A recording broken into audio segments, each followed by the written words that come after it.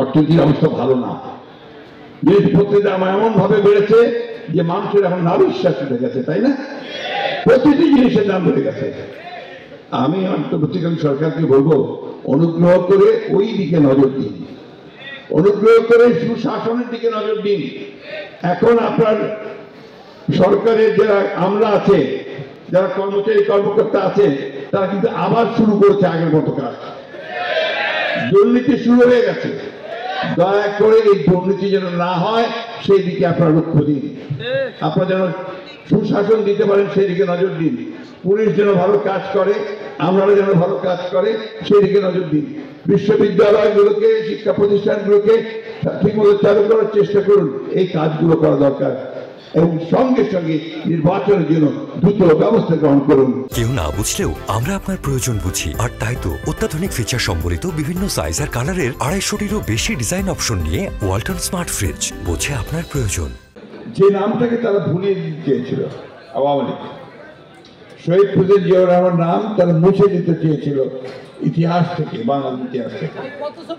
আজকে যে নির্মম পরিহাস যে তাদের নেতার মূর্তি ছবি যেখানে আছে, বাংলাদেশের জনগণ সেগুলো সমস্ত নামিয়ে ফেলেছে, আর শহীদ প্রেসিডেন্ট জিয়াউর রহমান বীরত্বের নাম সবার সামনে ভেসে আসছে, তাই না? কেন? কারণ হচ্ছে যে শহীদ প্রেসিডেন্ট জিয়াউর রহমান বাংলাদেশের মানুষের অন্তরে চলে গেছে। যে কথা আমরা সবসময় বলি যে তাকে যতই তোমরা ভুলে দিতে চাও, তার নাম যতই মুছে দিতে চাও, তার নাম বাংলাদেশের মানুষের অন্তরে প্রবেশ করে আছে। প্রিয় সহকর্মীরা, বন্ধুরা, ভাইয়েরা, যে কথাটা এখানে আমাদের বক্তার আলোচকরা, বিশেষ করে জাহাঙ্গীরনগর ইউনিভার্সিটির ভাইস চ্যান্সেলর সাহেব বলেছেন যে শহীদ প্রেসিডেন্ট জিয়াউর রহমানের আমরা বলি জিয়ার সৈনিক, ছেলেরা স্লোগান দিচ্ছে, আমরা স্লোগান দিই, তাই না? জিয়ার সৈনিক তখনই আমরা হবো জিয়াউর রহমানকে সত্যিকার অনুসরণ করতে পারবো। তার যে জীবন, তার যে কর্মজীবন, তার যে রাজনৈতিক চিন্তা, সেগুলোকে যখন আমরা বাস্তবায়িত করতে পারবো, সেটাই হবে সবচেয়ে সৈনিক হওয়ার উপযুক্ত কাজ, তাই না? তো সেখানে সবচেয়ে বড় জিনিস কি ছিল? শৃঙ্খলা, সততা, নিয়মানুবর্তিতা এবং কাজের প্রতি আন্তরিক নিষ্ঠা, আর দূরে চিন্তা করা, দূরদৃষ্টি, এই সবগুলো মিলিয়েই কিন্তু জিয়াউর রহমানকে চিন্তা করতে হবে। আমার ভাবতে অবাক লাগে যে ওই সময়ে যখন গোটা পৃথিবী একটা ভিন্ন চিন্তা ভাবনার মধ্যে ছিল, সেই সময় যখন তিনি রাজনৈতিক দায়িত্বে পেলেন, সেই সময় তিনি চিন্তা করে ফেলেছিলেন যে বাংলাদেশকে বর্তমান থেকে তুলে ধরতে হলে জনগণের পার্টিসিপেশন যে সবচেয়ে বড় কথা। জনগণের পার্টিসিপেশন কিভাবে হবে? আগেকার রাজনীতিবিদরা আমাদের মধ্যে বক্তৃতা করত এবং আপনার জনগণের কাছে নির্বাচনের আগে যেত। উনি তা না করে কি করলেন? উনি একদম পায়ে হেঁটে পথ চলা শুরু করলেন, খাল কাটা কর্মসূচি নিলেন। তিনি হেঁটে হেঁটে পায়ে পায়ে আপনার গিয়ে সেই জায়গায় গিয়ে খাল কাটতে শুরু করলেন। তিনি গ্রামের মধ্যে ঢুকে পড়তে শুরু করলেন, গ্রামের মানুষদেরকে উদ্বুদ্ধ করলেন যে আমরা কৃষিকাজ বাড়াই, আমরা জমি ফেলে রাখি, কাজ করি।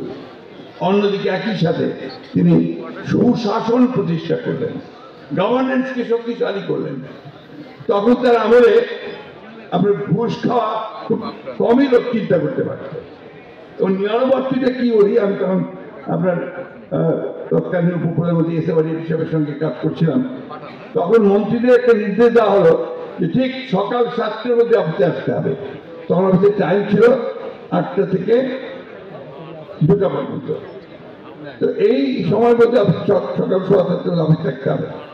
এটা দেখার জন্য তিনি নিজে সেক্রেটারিয়েটের গেটে এসে দাঁড়িয়ে দেখছেন যে কে কখন আসছে, কে কখন যাচ্ছে না।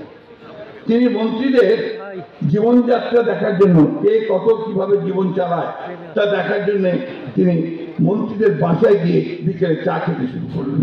প্রত্যেক মন্ত্রী বাসায় গিয়ে তিনি দেখতেন অর্থাৎ তারা কিরকম জীবনযাপন করছে, কে কত টাকা আয় করেছে, তার বেতনের বাইরে সেই জিনিসগুলো দেখার জন্য তিনি কিন্তু সেখানে গেছেন।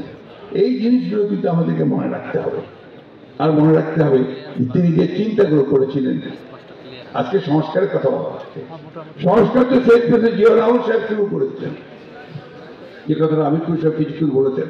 আমি বলি উনি রাজনৈতিক সংস্কারটা ছিল তার সবচেয়ে বড় সংস্কার, যাকে একজনের শাসন ব্যবস্থা থেকে বহুদলীয় শাসন ব্যবস্থাতে নিয়ে এসেছিলেন, ওয়ান পার্টি সিস্টেম থেকে মাল্টি পার্টি সিস্টেমে নিয়ে এসেছিলেন এবং সকলের কথা বলার অধিকার তাকে নিশ্চিত করেছিলেন। এই যে মিডিয়া, এই মিডিয়া ছিল না, আওয়ামী লীগ বাকশাল তারা সমস্ত মিডিয়া বন্ধ করে দিয়ে মাত্র 4টা পত্রিকা রেখেছিল, সেটাও সরকারি নিয়ন্ত্রণে। তিনি এসে সমস্ত ওপেন করে দিয়েছিলেন। তিনি প্রথম টেলিভিশন, সাদা কালো টেলিভিশন ছিল, এটাকে তিনি রঙিন টেলিভিশন করে নিয়ে আসলেন এবং তার আমলেই আন্তর্জাতিকভাবে বাংলাদেশ একটা মর্যাদার আসনে গিয়ে প্রতিষ্ঠিত হয়েছিল। অর্থনীতির অবস্থা ভালো না, জিনিসপত্রের দাম এমন ভাবে বেড়েছে যে মানুষের এখন নাবিশ্বাস উঠে গেছে, তাই না? প্রতিটি জিনিসের দাম বেড়ে গেছে। আমি অন্তর্বর্তীকালীন সরকারকে বলবো, অনুগ্রহ করে ওই দিকে নজর দিন, অনুগ্রহ করে সুশাসনের দিকে নজর দিন। এখন আপনার সরকারের যারা আমলা আছে, যারা কর্মচারী কর্মকর্তা আছে, তারা কিন্তু আবার শুরু করেছে আগের মতো কাজ, দুর্নীতি শুরু হয়ে গেছে। দয়া করে এই দুর্নীতি যেন না হয় সেই দিকে আপনারা লক্ষ্য দিন, আপনারা যেন সুশাসন দিতে পারেন সেই দিকে নজর দিন। পুলিশ যেন ভালো কাজ করে, আমরাও যেন ভালো কাজ করে সেই দিকে নজর দিন। বিশ্ববিদ্যালয়গুলোকে, শিক্ষা প্রতিষ্ঠানগুলোকে ঠিকমতো চালু করার চেষ্টা করুন, এই কাজগুলো করা দরকার। এবং সঙ্গে সঙ্গে নির্বাচনের জন্য দ্রুত ব্যবস্থা গ্রহণ করুন।